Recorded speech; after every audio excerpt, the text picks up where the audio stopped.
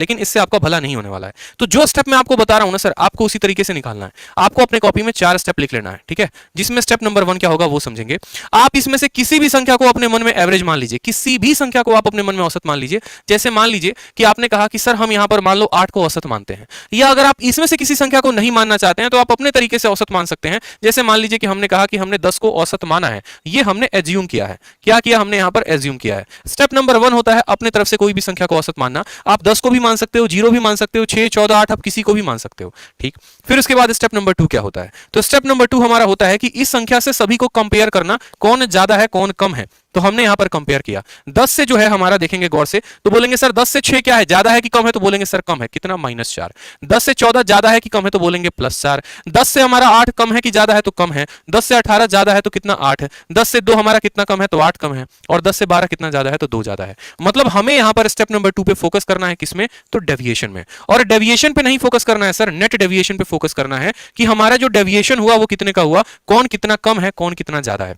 ये सभी कम ज्यादा आएगा। अब इन सभी को क्या करना है, जोड़ देना है, इसीलिए मैंने यहां पर नेट डेविएशन शब्द का इस्तेमाल किया है, ठीक है। जैसे -4 + 4 के साथ खत्म, -2 + 2 के साथ खत्म, और +8 -8 7 के साथ खत्म, यानी डेविएशन कितने का आ गया, 0 का। यहां पर आपका डेविएशन माइनस में भी आ सकता है, 0 भी आ सकता है, प्लस में भी आ सकता है। इस बात के लिए ध्यान रहेंगे, कुछ भी हो सकता है डेविएशन। फिर उसके बाद स्टेप नंबर 3 क्या करना है।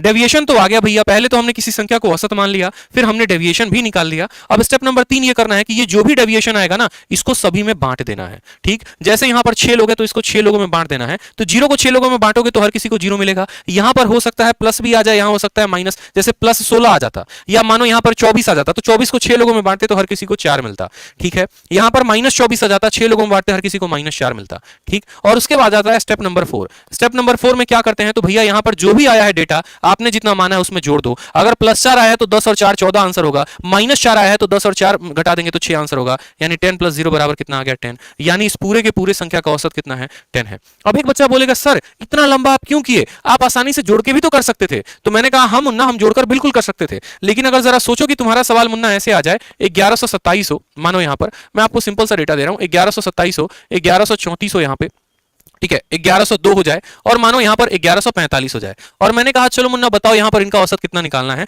उससे भी